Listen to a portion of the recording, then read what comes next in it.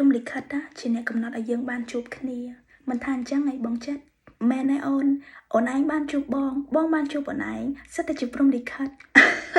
ឯងនេះខំបញ្ជូនចៅចិត្តទៅឲ្យបានការងារធ្វើសរសេរសបុតឲ្យផងអីផងដល់ពេលគេបានគ្នាគេទៅអរគុណព្រំលិខិតនិយាយអញ្ចឹងតាំងពីខ្ញុំមកនៅស្នាក់អាស្រ័យនៅផ្ទះខុនមកដូចជាមិនដែលបានឃើញម្ដាយខុនសោះខ្ញុំគ្មានម៉ែទេចិត្តចម្លែកដែរណោះបើខុនគ្មានម្ដាយខុនកើតមកមិនបានទៅតើចៅចិត្តនោះវាមានអីដែលយើងអត់មានសុភាពបុរសនិងសុភាវៈជាកូនប្រុស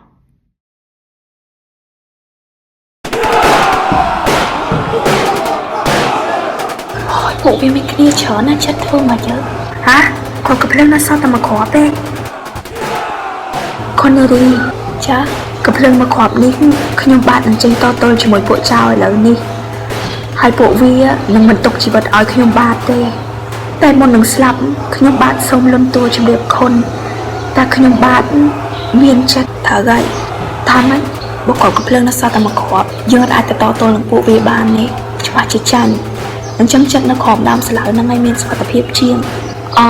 យើងគួរតែអមឈប់បាយអីមួយលោកណែមួយចាតាសុនសំលេងតាសុនតាមានគ្នាច្រើនផងហើយគាត់មកជួយយើងហ្នឹងសំលេងតាសុនមែនតានឹកឃើញហើយ